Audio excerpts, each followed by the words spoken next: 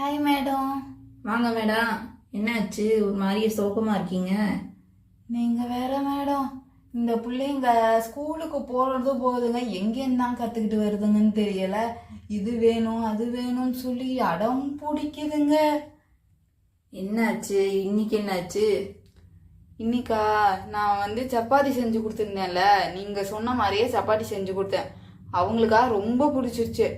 ஆனால் இப்போ என்னன்னா சப்பாத்தியை வச்சுட்டு வேற ஏதாச்சும் சப்பாத்தி வேணுங்குதுங்க, ஆனால் வேற ஏதாச்சும் வேணுங்குதுங்க. டிஃப்ரெண்ட்டாக வேணுங்குதுங்க. நான் எங்கேன்னு போக டிஃப்ரெண்ட்டாக வேணும்னா நான் தான் புதுசாக ஏதாச்சும் கண்டுபிடிக்கணுமா, என்ன பண்ணுறதுனே தெரியல. கேட்டால் ஸ்கூலில் ஃப்ரெண்ட்ஸ் எல்லாம் டிஃப்ரெண்ட்டாக கொண்டு வருதுங்க, நீ மட்டும் ஒரே டிஷ்ஷாகவே கொடுக்குறேன்னு சொல்லுதுங்க. அவ்வளோதானே, வாங்க காலப்படாதீங்க. உங்களுக்கா இது இந்தாங்க மேடம் சப்பாத்தி, இதை வச்சு கொடுங்க. கொடுங்க. செஞ்சுட்டா போச்சு. வாங்க, நம்ம இப்போ என்ன பண்ண போறோம்னா பாஸ்தா சப்பாத்தி. பாஸ்தால சப்பாத்தியா? என்ன மேடம் சொல்றீங்க? ஆமாங்க, இப்போ பாருங்க எப்படி பண்ணி காமிக்கிறேன்னு. நான் ஏற்கனவே வேக வச்சிருக்க பாஸ்தா ஒரு கப்பு வச்சிருக்கேன். அதுக்கப்புறம் நீங்கள் எடுத்துகிட்டு வந்திருக்க சப்பாத்தி, அப்புறம் தக்காளி ஒரு 3 தக்காளி, மஞ்சத்தூள், கரம் மசாலா, கல் உப்பு, சோயா சாஸ், உருளைக்கிழங்கு, முட்டைக்கோஸ், கேப்சிகம், கேரட், பீன்ஸ், கொத்தமல்லி, புதினா, முட்டைக்கோஸ். இதுக்கு தேவையான கொஞ்சம் எண்ணெய். ஸோ இப்போ எப்படி பண்ணலான்னு பார்க்கலாமா? வாங்க. ஸோ ஃபஸ்ட்டு இது சப்பாத்தி நல்லா நீளமாக கட் பண்ணிக்கலாம். கட் பண்ணி வச்சிடலாம். அதுக்கு நடுவில் நம்ம இதோட ப்ரிப்ரேஷன் பண்ண ஆரம்பிச்சிடலாம். முதல்ல ஒரு வால்னியில் 2 ஸ்பூன் எண்ணெய் ஊற்றிருக்கேன். அது லைட்டாக காயிடும். வச்சிருக்க தக்காளியை இதில் போட்டுடலாம்.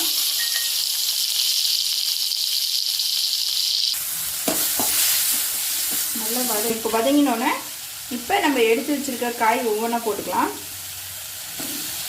கேப்சிகம் போட்டுக்கோங்க, உருளைக்கிழங்கு,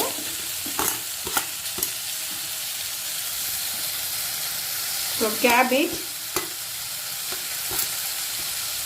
அப்புறம் பீன்ஸ், எடுத்து வச்சுருக்க கேரட்.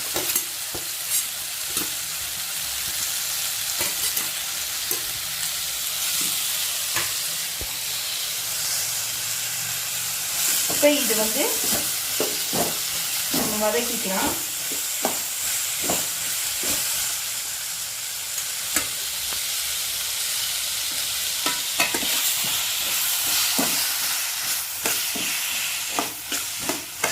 வதக்கிக்கலாம்.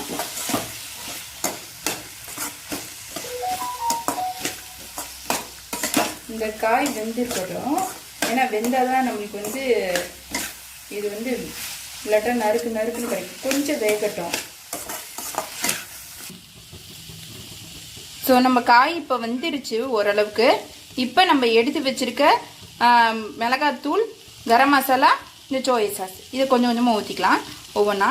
முதல்ல சோயா சாஸ் ஊற்றிக்கிறேன். அதுக்கப்புறம் நம்ம வச்சுருக்க சில்லி பவுடர் போட்டுடலாம். கரம் மசாலாவும் போட்டுக்கலாம். ஸோ இப்போ நம்மளோட எல்லாம் மிக்ஸ் ஆகி காயெல்லாம் வெந்துருச்சு. இப்போ இந்த டைமில் நம்மளோட பாஸ்தாவை எடுத்து உள்ளே போட்டுடலாம். போட்டு நல்லா மிக்ஸ் பண்ணிக்கலாம்.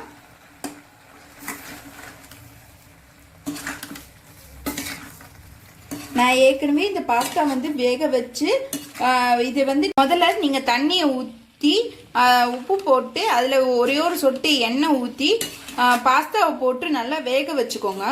வேக வச்சு தண்ணியை வடித்து ஃப்ரெஷ்ஷான வாட்டரை அதை ஊற்றி அதை திருப்பி கழுவி எடுத்து வச்சுருங்க. அது மாதிரி எடுத்து வச்சிட்டிங்கன்னா நல்லா ஒட்டாது.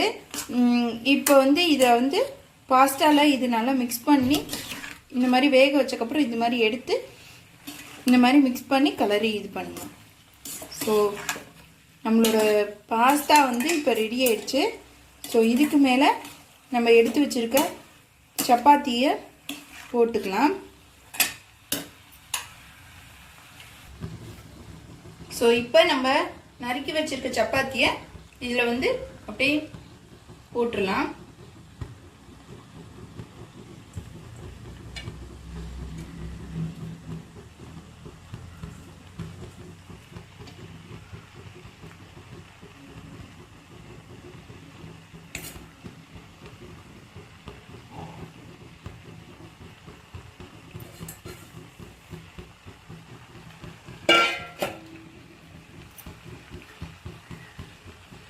ஸோ நம்மளோட சப்பாத்தியும் பாஸ்தாவும் மிக்ஸ் பண்ணி நம்ம பாஸ்தா சப்பாத்தி ரெடி ஆயிடுச்சு. ஸோ நம்ம பாஸ்தா சப்பாத்தி ரெடி ஆயிடுச்சு. ஸோ வாங்க சாப்பிட்லாம். மேடம் மேடம் பண்ணிட்டீங்களா? பண்ணிட்டேன் மேடம். இந்தாங்க மேடம், நீங்களே பாப்பாக்கு பேக் பண்ணி கொடுத்துருங்க.